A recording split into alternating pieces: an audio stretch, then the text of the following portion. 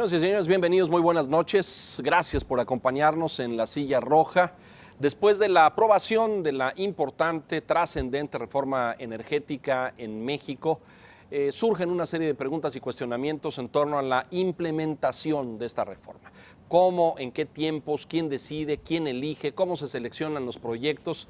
El Congreso recientemente acaba de aprobar, especialmente en el Senado de la República, los integrantes de los organismos reguladores, los consejeros que serán los responsables de vigilar una serie de aspectos en la implementación de la reforma. Transparencia, rendición de cuentas, selección de proyectos, una serie de temas que a muchos mexicanos preocupan especialmente. Esta noche abordaremos estos temas a profundidad. Le doy la bienvenida, como cada martes, a mis colegas y amigos. Carlos Mota, bienvenido, buenas noches. Leonardo, buenas noches. Gracias por estar aquí. Gracias. Lucero Álvarez nos Buenas acompaña noches. nuevamente, gracias, bienvenida. Don Alejandro Cacho, muchas gracias. Gracias, Leo. Gracias, bienvenido. Y hoy recibimos como invitado especial al senador David Penchina, presidente de la Comisión de Energía en el Senado de la República, un político priista de larga trayectoria, diríamos, que ya tiene su kilometraje, ¿no es cierto, don David? Yo me acuerdo de tus inicios y ya sé ya... Parezco más viejo de lo que estoy, pero sí, ya son 30 años en esta 30 actividad. años. Sí, pero las canas son más por las horas que le has dedicado a las cámaras que a otras cosas, ¿no es cierto? Bueno, no, ha habido mucho trabajo. Es un privilegio, Bienvenido. Leonardo, Lucero, Gracias. Carlos, Alejandro, muchas gracias. Gracias por estar al aquí. auditorio sobre todo. Para arrancar la discusión y el debate esta noche, David, bueno, se aprobó la reforma, ya vimos los términos, ya vimos las condiciones y el marco en el que está aprobado. Vienen una serie de pasos, ya vimos los primeros, una ronda cero muy rápida, salió casi de inmediatamente después de la aprobación y de los últimos dictámenes en el Senado, y ya la ronda 1 también casi en marcha. Entonces, un poco ayudarle al auditorio a entender, Pemex está resguardado, está protegido, Pemex va a tener acceso a campos de exploración de primera importancia, de capacidad probada. ¿Qué queda para los que inviertan en esto, los particulares? Vamos a platicar un poco de esto, si te parece. Déjame dar un contexto muy rápido e incluso un tanto provocativo. Nos hemos atrevido a hacer una reforma donde México era la última nación del mundo que no había hecho un cambio energético, siendo la sexta potencia mundial de gas, siendo la quinta potencia mundial en petróleo, siendo por lo tanto un país con una capacidad de generación de electricidad bárbara, de las más grandes del mundo, un país alumbrado por sol, bendecido por aire y en un contexto con dos mares que le da fuerza subterránea y fuerzas eólicas muy relevantes para la economía de la energía.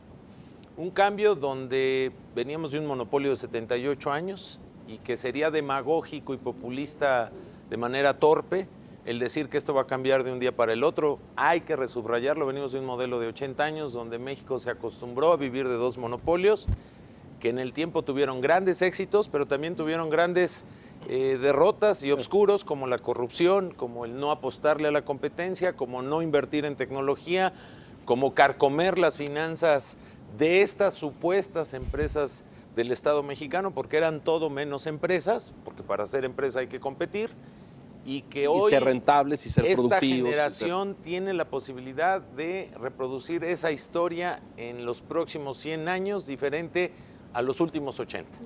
¿Y por qué digo los próximos 100? Creo que ninguno, lamentablemente, aquí los vamos a vivir.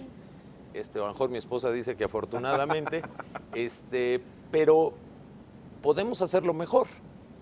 Mantuvimos la propiedad, eso es una gran mentira la que anda repitiendo la izquierda mexicana, que vendimos el petróleo, eso es falso, y el que no me crea que lea el 27 constitucional, somos dueños de lo que sigue habiendo abajo y de los recursos energéticos de esta nación, pero lo enfrentamos a un modelo de competencia, de productividad, de apertura al capital privado, fortaleciendo a las empresas públicas productivas del Estado mexicano, que hoy podrán competir con las mismas que hoy compiten otras empresas de Estado, Colombia, Brasil, Canadá, las más grandes del mundo, o se podrán asociar. ¿Cuál es el reto hoy? Pues el reto es implementarlo, y creo que ese reto siempre hay un gran escepticismo, incluso raya en el pesimismo, porque en otras aperturas lo hemos hecho mal. En el sector de telecomunicaciones lo hicimos tan mal que acabamos de hacer una gran reforma para corregir lo que no se hizo bien. abrimos las carreteras al sector privado y acabamos teniendo un costo fiscal. Abrimos el sector financiero después de aquella desafortunada estatización y pagamos costos brutales en la fractura financiera del 95-96. ¿Por qué hoy hacerlo bien? Y creo que uno tiene que aprender de sus errores. Y más aún, ¿qué nos garantiza que hoy está bien hecho? ¿Qué es lo que hemos hecho diferente a otras aperturas? Hemos hecho un sector regulador muy poderoso. Una comisión reguladora de energía y una comisión nacional de hidrocarburos poderosísimas en sus facultades, pero sobre todo en su autonomía técnica y presupuestal. Hemos hecho consejos de administración donde no esté en manos solo de los burócratas, sino hemos creado una figura de consejeros independientes, que por cierto el Senado creo que tomó sabias decisiones, porque por primera vez el Senado de la República no se repartió en cuates, compadres o cuotas partidarias los nombres de los consejeros de la CFE, de Pemex, es muy del importante. Fondo Monetario. ¿No hay eso? No hay. A ver, no hay los unos veo. del PRI, unos del PRD, Yo unos me del atrevo PAN. a pasar la prueba, no los veo. A ver, Mario Molina, el único premio Nobel de México en materia científica cuyo tema es energías renovables. Luis de la Calle, un hombre prestigiadísimo que puso en marcha el TLC, que le ha dado grandes beneficios a este país y fue protagonista de esa negociación. El expresidente de Ernst & Young, Alberto Tiburcio, despacho contable que hace las auditorías y las supervisiones de gasto de empresas privadas que cotizan en bolsa.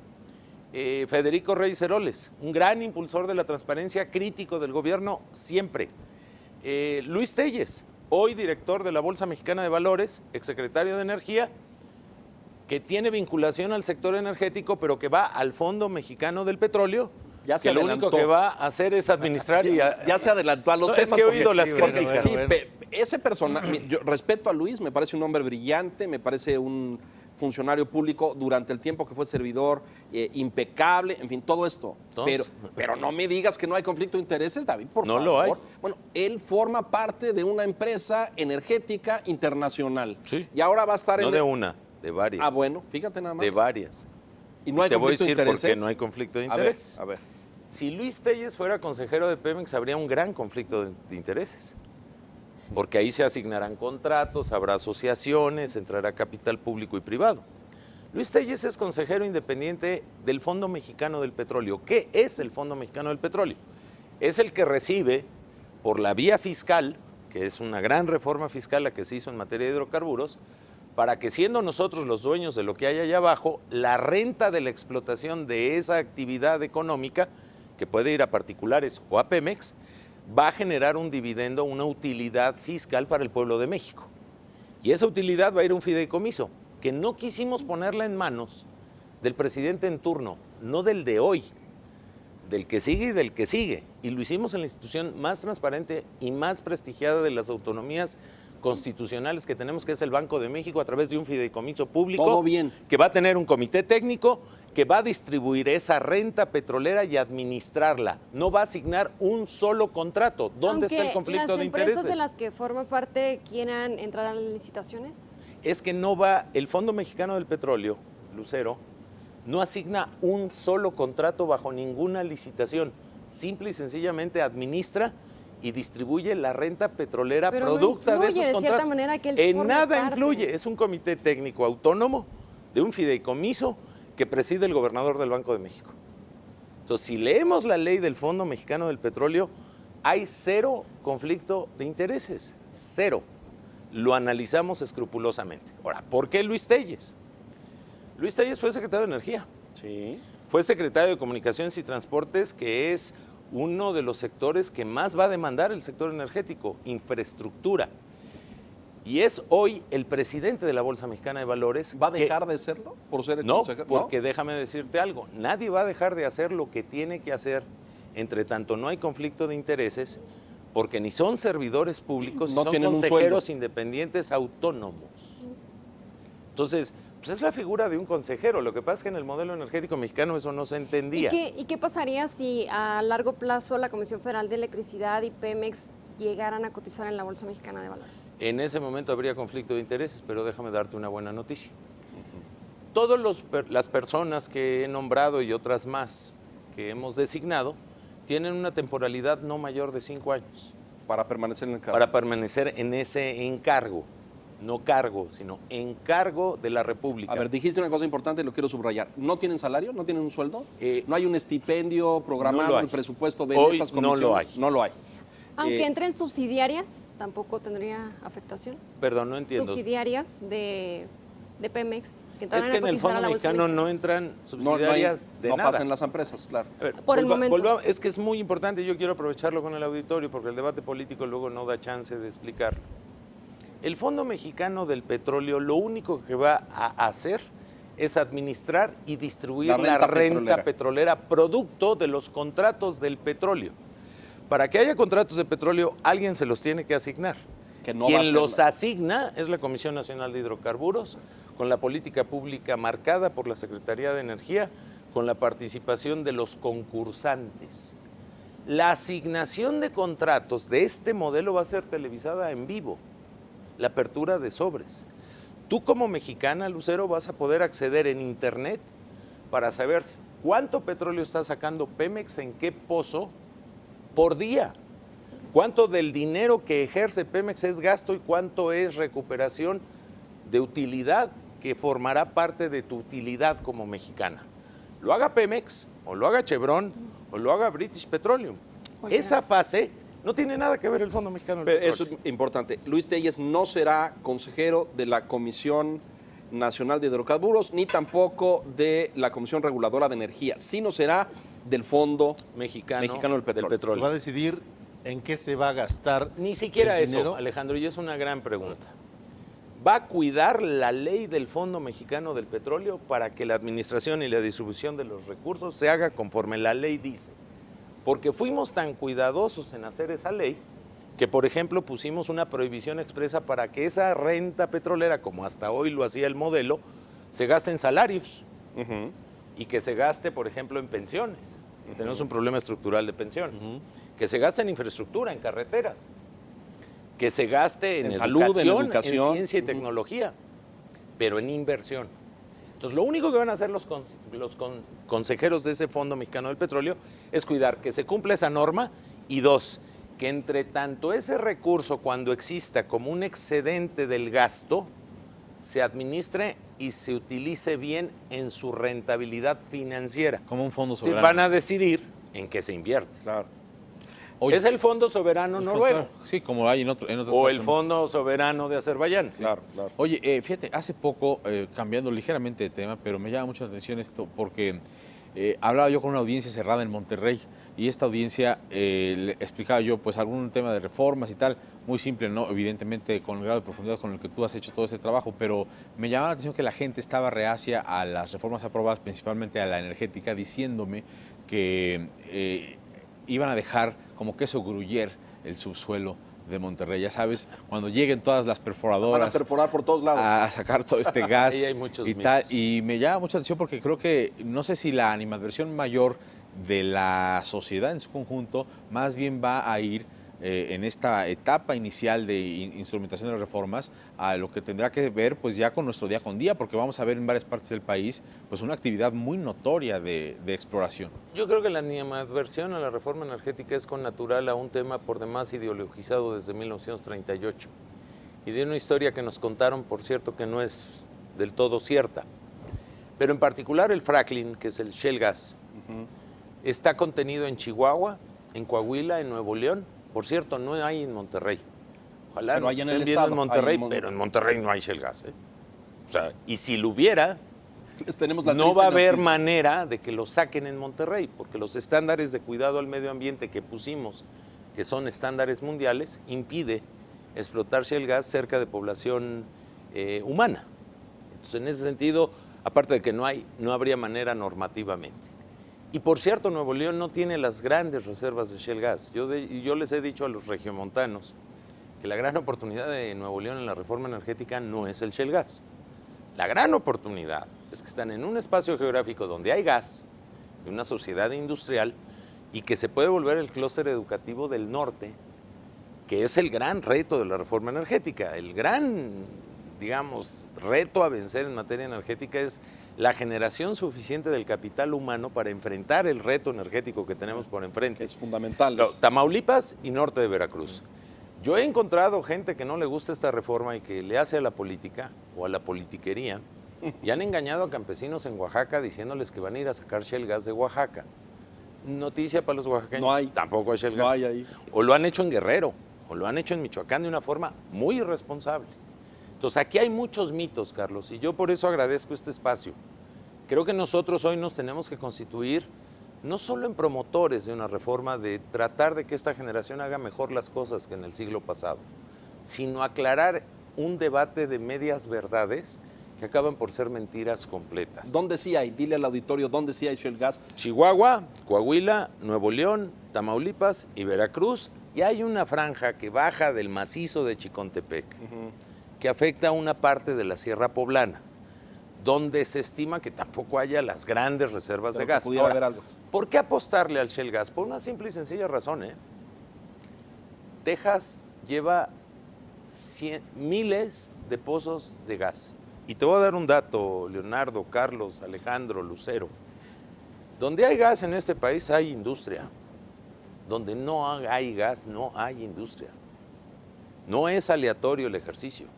La pregunta que nos tenemos que hacer los mexicanos es que si habiendo otra economía como la americana, que está explotando de manera adecuada y correcta el shale gas, si el norte del país le damos esa oportunidad o si los empleos se van para allá. Llevamos 30, 40, 50 años combatiendo la pobreza y la desigualdad con una política básicamente asistencialista. Y en el mejor de los casos, Carlos, lo que hemos hecho es contener el aumento de la pobreza, pero proporcionalmente tenemos la misma distribución del ingreso que en 1910. Lo cual es gravísimo. Ese es el fracaso de una nación que ha frustrado generaciones. La única forma de cambiar esta historia es apostándole al empleo. No hay un igualador social más correcto después de la educación que el empleo. Entonces sí asistamos al desvalido, al que es desigual, pero démosle la oportunidad de que chambee, porque de otra manera no va a salir de la pobreza. Que deje de ser desigual. Y ese es el fondo del objetivo de la reforma energética. Déjame hacer una pausa, David, para regresar un poco. Me parece que has planteado la discusión en términos, tocaste dos puntos fundamentales a los que quiero regresar después de la pausa. Uno, recursos humanos. ¿Con quiénes vamos a trabajar para hacer el petróleo y el gas de este país? Un petróleo diferente y nuevo, Exacto. Aguas profundas y ultraprofundas. ¿Cómo cambiamos esta industria con estos mitos del siglo XX? ¿Cómo le damos la vuelta? Eso es el gran reto y el gran desafío. Si nos acompaña, esto es La Silla Roja. Aquí está el senador David Penchina discutiendo a fondo el tema de la reforma energética. Volvemos.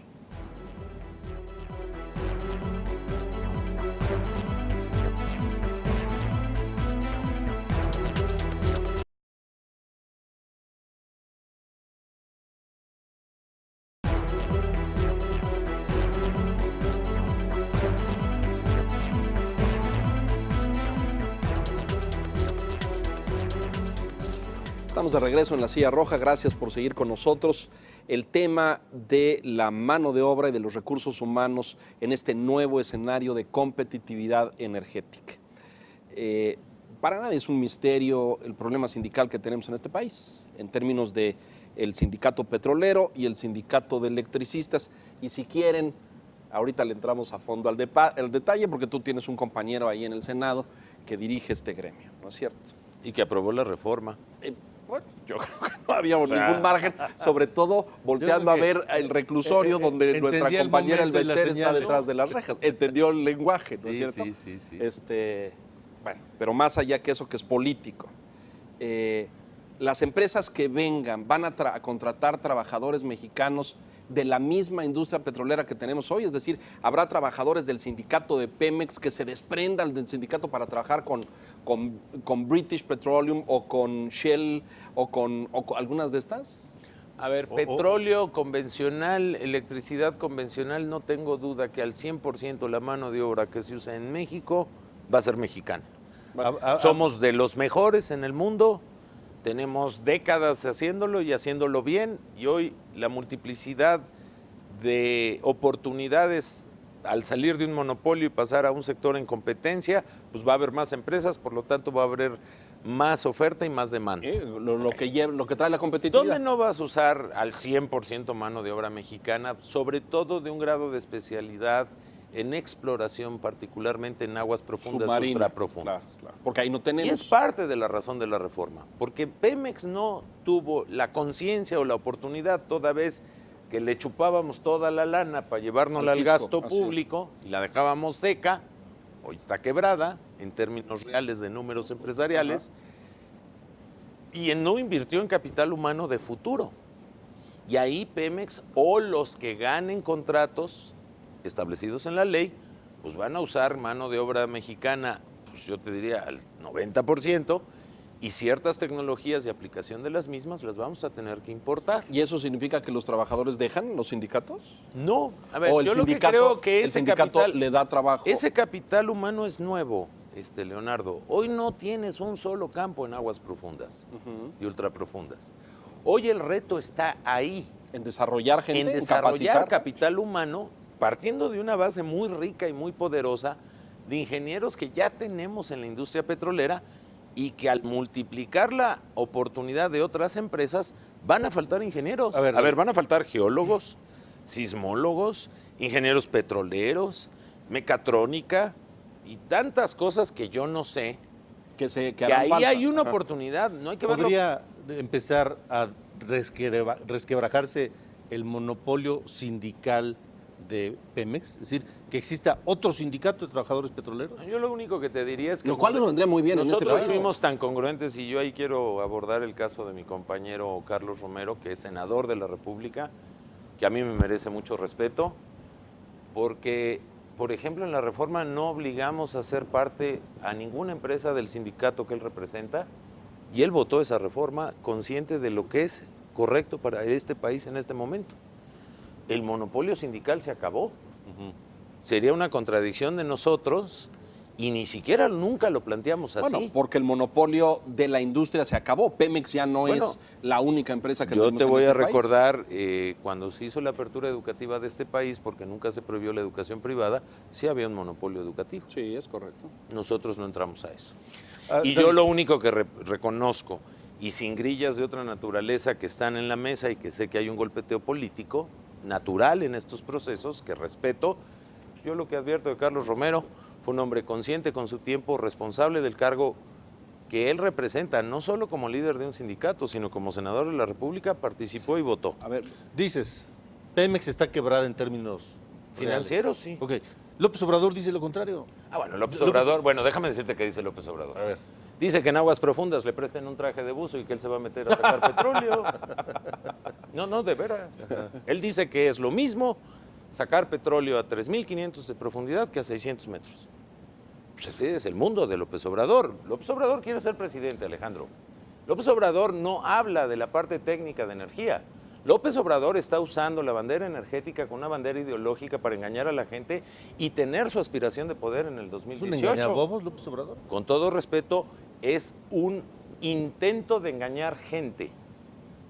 Y yo creo que por eso no ha sido presidente, gracias a Dios. ¿Por qué intento de engañar gente? Porque yo creo que no ha engañado lo suficientes gentes para pensar que esas afirmaciones temerarias que no tienen ninguna base científica ni lógica sean ciertas.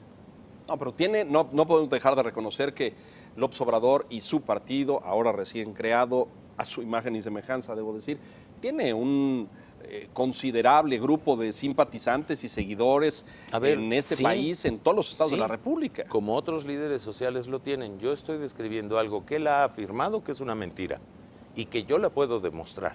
¿Ves Que el riesgos? señor tenga una aspiración democrática de obtener la presidencia de la República bajo un conjunto de ideas que él plantea. A ver, Leonardo, tiene derecho a eso. Sí, ¿Ves claro, riesgos? Como que- tú, claro, como como Lucero, cualquier como mexicano. cualquier mexicano. Pero de eso a decir que la reforma energética, entre otras muchas cosas, no requiere de mano de obra especializada, inversión de capital en ciencia y tecnología, que hay que transformar al sector energético, me parece que alguien tiene que salir a decir, esa es una Oye, mentira. ¿ves riesgos de la presencia de López Obrador y las pocas o muchas personas que pueda entusiasmar con sus ideas durante la primera etapa de la instrumentación de la reforma? Yo sí creo que puede haber ese intento, pero creo en algo más, Carlos, y creo que nos lo demostramos pese a la polaridad de las ideas al interior del Congreso. porque digamos que hay izquierdas moderadas e izquierdas extremistas. Y sin haber habido un gran debate de ideas, lo cierto es que esta democracia representativa hizo una reforma que parecía que era imposible de hacer y la hizo en democracia. Votamos una reforma constitucional con 97 votos a favor, más de las 2/3 partes que te requiere la Constitución para hacerlo. Y las legislaciones secundarias las votamos por el mismo número de votos en promedio, cuando nada más necesitamos 50+1. Y eso tiene un valor, y tiene el valor de que las instituciones democráticas representativas de este país hagan o puedan hacer en paz y con ideas de debate, hay veces debates muy acalorados, el procesar lo que quieren las mayorías. Yo hoy veo, por ejemplo, una izquierda que está insistiendo en llevar este tema a la consulta popular. A ver, respeto el punto. Creo que si uno lee el artículo 35 de la Constitución, no es materia de consulta este tema, porque lo establece la Constitución. No es un debate ideológico, es un debate de leyes. Yo lo digo de frente a esta Cámara en esta oportunidad que me dan. Si la Corte decide que sea materia de consulta, que se haga la consulta. Si la Corte decide que no, respetemos la decisión de la Pero Corte. luego de la consulta vienen las calles. Pues mira, yo creo que a las calles hay una tolerancia del Estado mexicano demostrada por décadas, en donde hemos vivido asuntos mucho más delicados y afortunadamente los mexicanos hemos hecho prevalecer en los momentos más difíciles las instituciones. Y yo quiero para mí, mis hijos, creo que ustedes también y los que nos hacen el honor de vernos, un país de instituciones. Y creo que la madurez que nos llevó 70 años, esta madurez de democracia representativa, la tenemos que hacer valer todos para que se dirima en las Muy bien. cámaras. ¿No? Déjame regresar, sí. ¿Tú primero? Yo primero. Tú primero. Yo primero, brevemente. Pero me preocupa mucho esto porque Es primero las damas. me cedió la palabra. Sí. Porque si no, nos vamos a ir a otras cosas, ya nos metimos a la izquierda y a otras cosas. ¿Pemex necesita ser reestructurado? A fondo. Sí, ¿y en qué condiciones? A ver, no solo necesita, hoy tiene la obligación de reestructurarse por mandato de ley. No, y además no es Pero la porque- realidad diría que Pemex debió haber sido reestructurado hace varias décadas. y que no fue, Hoy, ¿qué requiere Pemex? Primero, ser empresa, y que no es. comportarse Es como para empresa, estatal. parecer empresa y ser empresa. Exacto. Por lo tanto, su estructura orgánica interna tiene que transformarse, yo creo que en dos áreas fundamentales. Exploración y producción como buena empresa petrolera que siempre le apuesta Ajá. el mayor volumen de carga financiera a esa área porque es la más rentable. Así es. Tú estás encontrando petróleo a 10, 13 dólares barril y lo estás vendiendo 80, 100 dólares barril. Es la actividad más rentable. Hacerlo de otra forma sería pues una tontería. Y la otra parte que entiendo que cualquier empresa petrolera puede tener es la parte de transformación y logística, que implica un mundo de actividades donde también, por cierto, el abrir a la inversión privada, no solo a la inversión pública, el factor de la petroquímica, pues es uno de los grandes factores de empleo y de inversión de este país. Y Te voy a que dar un dato brutal para quienes defienden el modelo del pasado. México es la quinta potencia mundial de petróleo. ¿Cuánto crees que al año los mexicanos importamos para nuestra demanda interna económica de nuestra industria en petroquímica? 18,000 millones de dólares. Cada Pero año. pues, somos la quinta potencia del petróleo. ¿Cómo importamos eso, verdad? ¡Qué horror! Bueno, hoy hay 18,000 millones de dólares en la petroquímica de oportunidad de producir aquí. Que nos podríamos ahorrar. No, que podría generar empleos para que hubo alguien que hoy anda en un taxi, Leonardo, Claro, claro. y que su familia hipotecó su casa para que fuera ingeniero de la UNAM. No frustre su generación. De eso se trata esta reforma. Es de la oportunidad de que detonemos la capacidad de desarrollo que cada ser humano tiene en este país. Y el sindicato necesita igualmente, al igual que la empresa, ser reestructurado, ser modificado. Yo creo ser- que tiene que ser... contratos. Yo creo que el sindicato, a respuesta de una reforma tan profunda como esta, tiene que verse en el factor de la competencia, no en el factor de un monopolio. Es un cambio de concepción profundo. Quiero pensar que ya se lo dijiste a tu colega senador. No, yo no creo que un hombre de esta edad, con la experiencia y la capacidad política que tiene, nadie se lo tenga que explicar. Yo creo que es un hombre lo suficientemente inteligente para haber votado en consecuencia y saber el reto que va a enfrentar, y creo que tiene liderazgo para poderlo hacer. ¿Debiera permanecer Carlos Romero de Champs en su cargo? Es una difícil. Pregúntenselo a los pregunta, trabajadores, porque- ¿no? Pues sí, son los que lo votan y son los que lo eligen. Nada más que lo eligieron hace como 2 décadas, ¿no? Sí, y lo eligieron bajo Media, un ¿no? escenario y Media. una circunstancia que ya no va a Ya ser no es. más, Que ya no va a prevalece. existir. Pero su liderazgo existe, ¿eh? No, sin duda. Y el Sin liderazgo duda. de Carlos Romero, perdón que lo diga, hoy en la transformación de Pemex, yo creo que se necesita. No se puede, yo no me lo imagino de otra Digo, manera. yo no soy nadie para decir que se quede o que se vaya, pero es decir, siguiendo este orden de ideas que tú planteas, la empresa necesita ser rentable, ser productiva, ser competitiva, Reestructurada. tiene que cambiar la fuerza laboral, invertir en recursos humanos, pues a lo mejor tendría que llegar alguien más a tono con los tiempos y con una visión mucho más acorde a lo que Pero estamos la viviendo. condición indispensable para que llegue alguien ahí o a otro sindicato es un liderazgo. Y yo veo un fuerte liderazgo de Carlos Romero de A ver, Chávez. pero hay corrupción, David, hay corrupción, no podemos taparnos los ojos, es decir, tenemos un Perdón, ejemplo de industria ¿la petrolera. corrupción y de tenemos dónde viene? pues viene de un régimen No, que viene de un modelo. le otorgó al sindicato una serie de canonjías, prebendas, prestaciones, La recursos corrupción viene del infinitos. modelo. Los monopolios, Leonardo, perdón que difiera de ti, tienden a corromperse. Yo creo que el reto energético de este país, hablando de hidrocarburos o hablando de electricidad, su principal reto es transformar por dentro la empresa pública del Estado mexicano, que hoy sí es empresa. Porque el modelo, cuando se vuelve cerrado, se corrompe. Es que estamos En entrando todo, ¿eh? a un tema ¿Qué ya- sexenio te gusta olvidar que no haya habido un acto de corrupción de esa industria? David, pero- bueno, en relación Todos. a un tema que también es importante y que el financiero Bloomberg le ha dado y le está dando seguimiento, es la refinería de Tula, que no se ha llevado a cabo su construcción No. por problemas de presupuesto. Es un proyecto que daría a futuro bastantes empleos. Una pregunta muy personal, ¿consideras que sería mejor modernizar las refinerías que tiene México o seguir con este proyecto? Mira, déjame decirte algo. En Soy este senador por Hidalgo, presidente de la Comisión de Energía, así es que me estás tocando el corazón.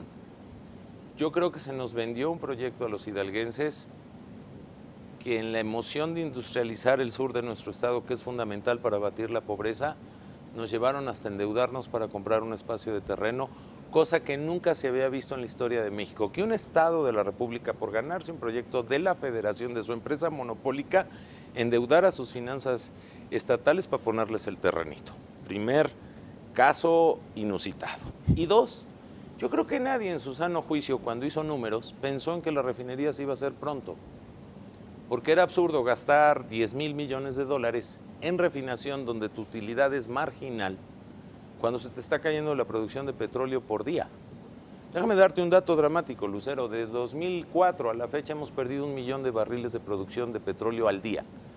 A mí la izquierda mexicana me atacaba mucho de que cuál era la prisa de hacer los dictámenes. Pues la prisa, entre otras cosas, era esa. Hemos perdido 1 millón de barriles de petróleo. Por lo tanto, financieramente, en el esquema del monopolio Pemex, era imposible pensar en la construcción rápido en 10 años de esa refinería. Con la reforma, Tula puede recibir grandes noticias, porque hoy Pemex se puede asociar en refinación, se puede asociar en petroquímica, o puede promover el Estado mexicano espacios de inversión en el sector privado y público para que Tula tenga empleos generadores de riqueza. ¿Se está Idealmente destinando Por ahí van las presupuesto? oportunidades de Tula. Exacto. Ya no depende solo del presupuesto, porque Tula hoy tiene una multiplicidad de opciones en su futuro cercano Ese es de el un punto. poblado geopolíticamente, estratégicamente bien ubicado, con una nueva infraestructura que es el Arco Norte, con conectividad al Estado de México y por lo tanto al Valle de México, en fin. Si nos hubiéramos quedado en el monopolio de Pemex, te aseguro que la refinería no se hace en 10 Es decir, años. esa refinería tiene viabilidad. La ves con... No solo una refinería, Leonardo, tiene la oportunidad de hacer un parque industrial en materia energética múltiple, Ojalá y así sea. que agregue valor, que agregue inversión y que demande recursos humanos. Regresando al punto anterior, el cambio del modelo bajo tu premisa elimina, restringe, neutraliza la corrupción. Siembra la semilla de la mejor manera para ver germinar la medicina contra la corrupción. Se llama competencia. Eliminar el monopolio es apostarle a transparencia y combate a la corrupción. No es suficiente. No, ni Por va a eso ser fácil hicimos ni un rápido. sistema ni rápido. Porque, Por ¿cómo eso le hicimos quitas, un por sistema ejemplo, de pesos y contrapesos? ¿cómo le quitas al sindicato, por ejemplo, de Pemex, que cada pipa que transporte hidrocarburos de Pemex le reporta un ingreso al sindicato? ¿Te digo cómo? ¿Cómo? A ver, en el tiempo vas a tener otras empresas que van a hacer lo mismo que Pemex y que no van a tener la obligación de contratar su contrato colectivo, que sí es una Con ese obligación, sindicato. con ese sindicato. Entonces vas a tener empresas que den mejor servicio y mejor precio. Pemex va a tener que hacer lo mismo. Entonces, volví a lo que decíamos hace Por rato, eso, la se va- competencia te cierra el paso a eso. Ahora, no es rápido, no. Vienes 80 años atrás del mismo modelo. Bueno, y el sindicato de electricistas. También. Que hay un señor que va y toma la lectura del medidor, y otro que va y reporta las anomalías, y otro que maneja el camión del En servicio. Pachuca había gente, Alejandro, que iba a tu casa y te ofrecía servicios para ponerle plomitos Sí. al medidor para Claro, que caminara más para que despacio. fuera, claro. Y trabajaba en la empresa. Sí. Era empleado de la CFE, claro. Sí, pero tú no tenías como ciudadano ninguna opción de irte a otra empresa. No, claro, no había alternativa. En Hoy va a el haber. futuro la habrá. Claro. Hoy Dices, habrá, en el futuro, perdón. Claro, el modelo a eso apuesta, que Pero- haya pero- opciones Pero a en ver, el mercado. habrá opciones de generar electricidad. Sí, y ¿Y la distribución va a seguir No, a ver, cargo ver. de la La CFE? transmisión y la distribución deja de estar en CFE Ajá. y es el único monopolio natural de la economía mexicana que conservamos a través de un organismo autónomo que será el Centro Nacional de Distribución de Energía, que controlará las torres de transmisión y la distribución en un país que tiene un grado de dispersión grandísimo. Pero ya no va a estar en manos de CFE, Pero entonces, va a estar al servicio de todos los que generen electricidad o la comercialicen. No ok, solamente. ¿cómo voy a hacer yo en mi negocio, en mi casa, donde sea, para acceder a esos otros proveedores de energía? Te lo van a ofrecer y De por acuerdo. precio vas a poder acceder a ello. Pero va a tener que pasar necesariamente por la red que ya tiene CFE. Sí, pero no es de CFE ya la red. Ok. La red deja de ser de CFE Y pasa a ser y es del Estado mexicano. Exacto. Tú dirías, ¿y por qué no privatizaron la red? Ujú. En un país tan disperso como México hubiera sido un crimen, porque Claro. por razón de mercado, el mercado Tendrías no hubiera unos ido a desniveles, claro. cubrir aquellas poblaciones alejadas y pequeñas. Déjame recordarte los casos de Los Ángeles y de Nueva York cuando se privatizó la red de transmisión y distribución. Acabaron peleándose todos los generadores y acabaron bloqueando y estrangulando sus redes y la gente se quedó sin servicio. En un país con 2.500 municipios más 500.000 comunidades más las que se funden pasado mañana, sería impensable dejar eso en manos privadas. Claro, El porque Estado si hay mexicano conflicto- se lo reservó, Claro. pero le dará servicio a todas las empresas que quieran generar o comercializar Y las electricidad. empresas, como dice la reforma, pagarán un fee, una cuota por el uso de esa red. Tú Vamos a hacer una pausa, perdóname David, regresamos enseguida en la discusión a fondo de esta reforma y los beneficios que usted, como ciudadano, presumiblemente, queremos En la ver ley. en la ley, empiece a recibir. Regresamos.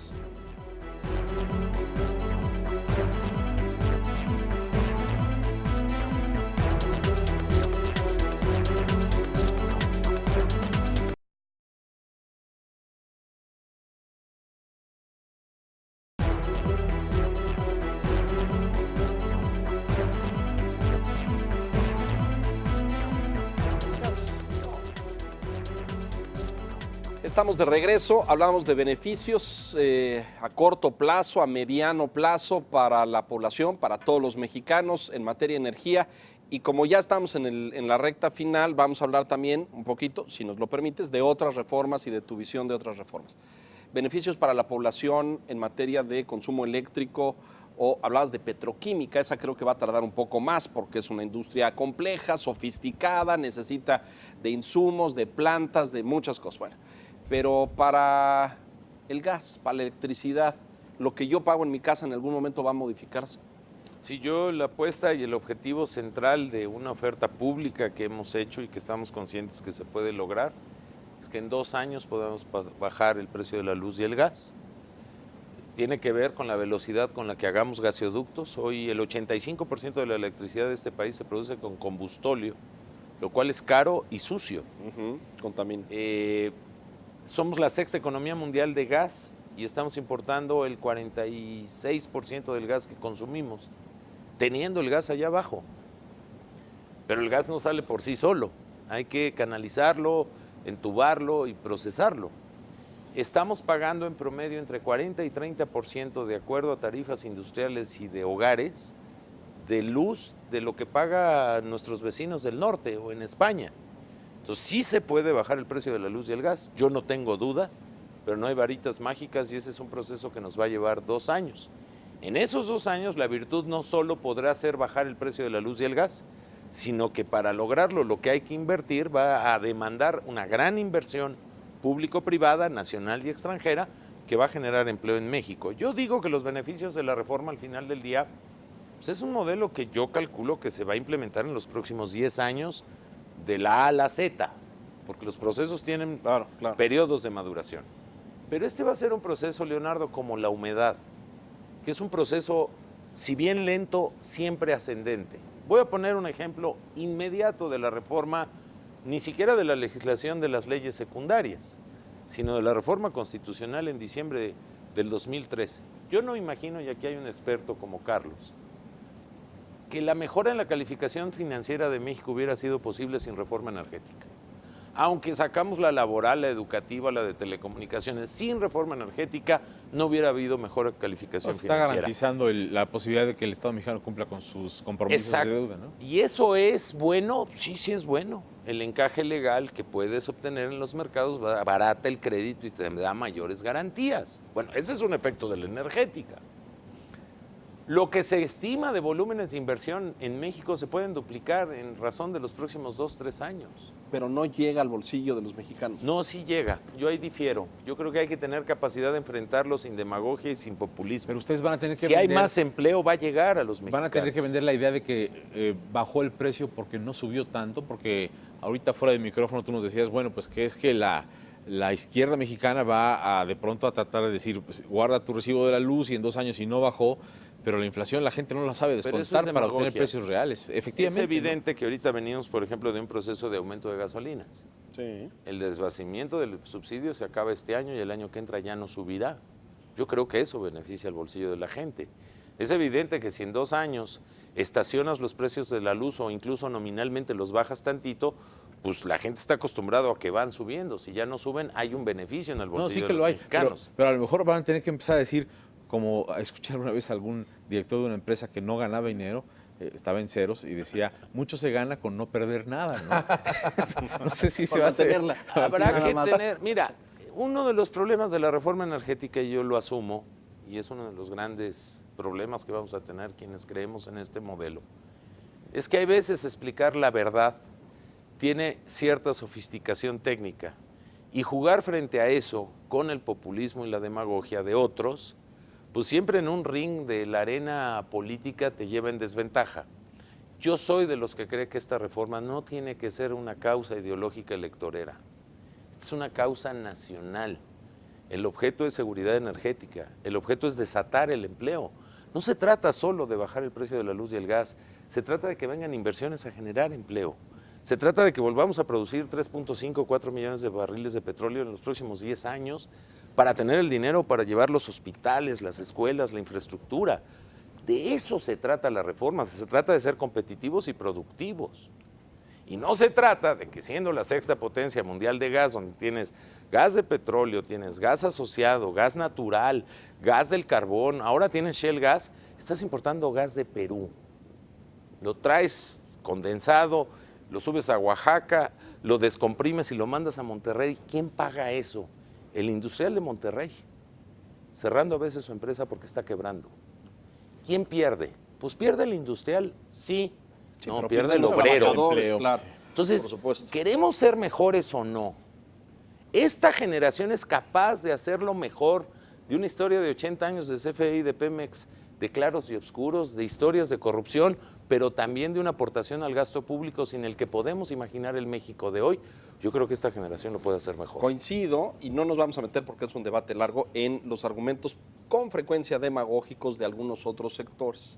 Pero en este juego político todos hacen uso de la se demagogia. vale. Claro.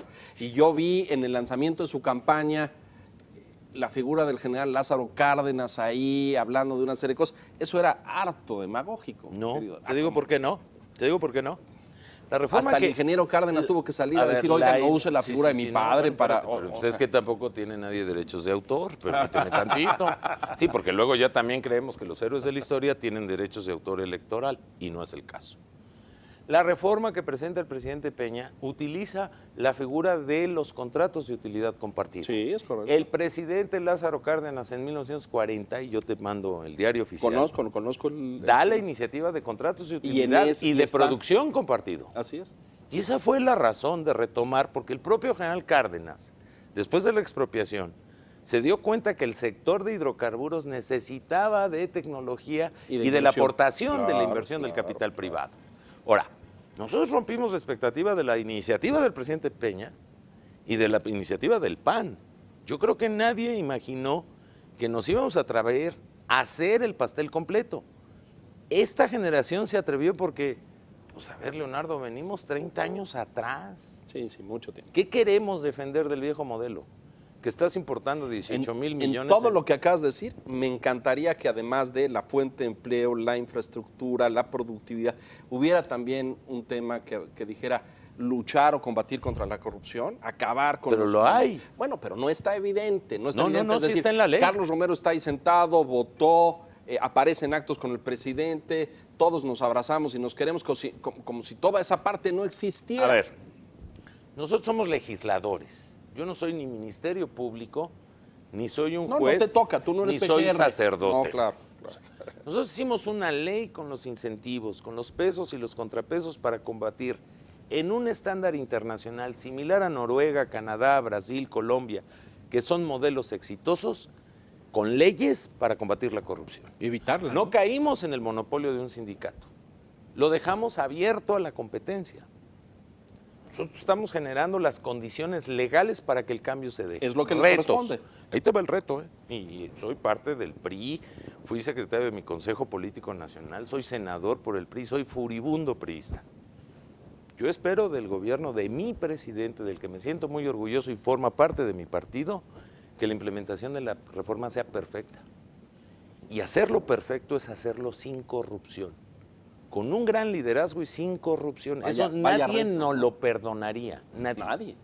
Nadie. Dos, yo creo que esta sociedad es distinta a la de antes y que ante un cambio tan fuerte, que no es económico, este es un cambio político, social y económico, Sí, totalmente. todos tenemos la obligación de vigilarlo. Ustedes haciendo periodismo, señalando las críticas con pruebas y acechando a la corrupción y enfrentándola como sociedad. Y tercero, esta es la oportunidad de poder ver en soberanía energética a nuestros hijos. Eso a lo mejor suena muy rimbombante. ¿Qué es? Pues es no depender de los factores de la producción de nadie del extranjero. Y hoy dependemos de ellos. A ver, David, yo he escuchado... Hoy cierras la frontera, perdón, y el 50% de la gasolina de este país Sí, no, por ahí llega. Así es. no entra y paramos a México. Así es. Hoy el 42% del gas, Entra si por- nos cierran, no entra y paramos al país.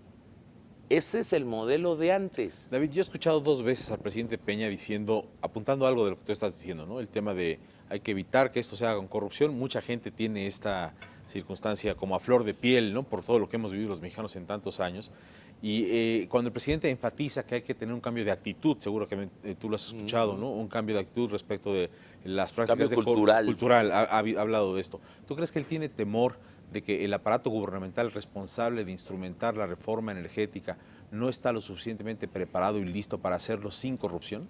Yo te voy a decir que yo creo que es un presidente tan consciente que en la iniciativa que él envió, no solo en la reforma constitucional, sobre todo en la legislación secundaria, los parámetros de estándar de combate a la corrupción ya eran muy altos.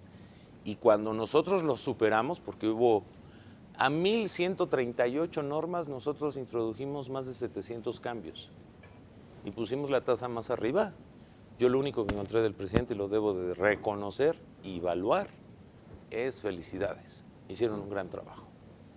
Y hoy me imagino que los que lo acompañan, que al final del día son trabajadores de él, porque el presidente es unipersonal y así lo define la Constitución, pues más les vale que estén a la altura del reto. Y que todos El estaremos que no va a disfrutar la reforma energética es Enrique Peña Nieto. La va a disfrutar el siguiente sexenio. De ese tamaño es la visión del presidente. Estamos en la recta final, David, y estamos ya en la fase de conclusiones. Nos quedan apenas unos segundos. Si quiere cada uno de ustedes hacer un comentario final, porque se nos agota el tiempo.